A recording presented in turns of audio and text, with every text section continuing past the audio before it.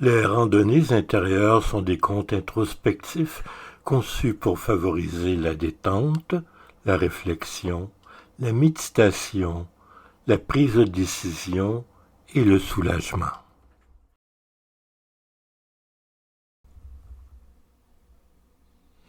Le deuil de Maria, première partie.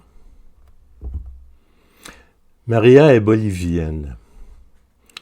La Bolivie est un pays d'Amérique du Sud qui partage ses frontières avec 5 pays, soit le Brésil, le Pérou, le Chili, l'Argentine et le Paraguay. La Bolivie n'a pas d'accès à la mer.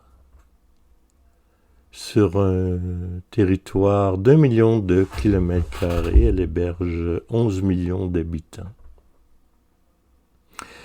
La Bolivie reconnaît 34 langues officielles et possède 2 capitales, La Paz et Sucre. Voilà pour la Bolivie. Maria, donc, est bolivienne. Il y a 1 an, elle a été victime d'un grave accident et aujourd'hui, elle entreprend un pèlerinage dans un lieu presque secret, une montagne sacrée. Cet accident lui a causé beaucoup de souffrance. D'abord parce qu'elle a été grièvement blessée, mais aussi et surtout parce qu'elle y a perdu les amours de sa vie, son mari et son fils. En ce premier jour d'automne, elle s'est réveillée très tôt. Elle a préparé son sac à dos dans lequel elle a mis un peu de nourriture, des vêtements chauds, des bouteilles d'eau. Elle s'est habillée chaudement, a chaussé ses bottes de marche. La montagne sacrée n'est pas la plus haute cime des Andes, mais cette expédition lui prendra toute la journée. Demain, elle fera le chemin inverse. C'est la 2e fois qu'elle entreprend cette ascension. La première fois, elle accompagnait sa grand-mère. Elle n'avait pas 10 ans alors. Ses souvenirs sont vagues. Elle se rappelle surtout la respiration haletante de son aïeul, qui, contrairement à son habitude, n'était pas très bavarde ce jour-là. Elles avaient gravi la montagne en silence. Ce n'est que très tard le soir, au moment où Maria était sur le point de s'endormir, que sa grand-mère avait pris la parole. Elle avait parlé doucement. Maria se souvient encore des confidences que sa mamie lui fit cette nuit-là. La journée s'annonce belle. Les pluies des dernières semaines ont purifié l'air et le ciel est dégagé. L'air est frais pour l'instant et si Maria réussit à atteindre la halte du Condor avant midi, elle ne devrait pas trop souffrir de la chaleur de l'après-midi. À cette altitude, au-dessus de la vallée, l'air circule plus librement et le sol emmagasine moins la chaleur du soleil. Maria doit marcher 1 heure avant d'atteindre le début du sentier, juste derrière le hameau de Ultima Salida. Le chemin est plutôt désert à cette heure matinale. Puisque ce n'est pas un jour de marché aujourd'hui, les rencontres sont plutôt rares. Tant mieux, bien que son expédition ne soit pas secrète, Maria préfère garder son projet pour elle. Seul le chant du coq et les hennissements des lamas isolés l'accompagnent. À 32 ans, Maria est une jeune femme solide et habituée à la vie en plein air, mais une grave blessure à la jambe subie lors de l'accident limite sa mobilité.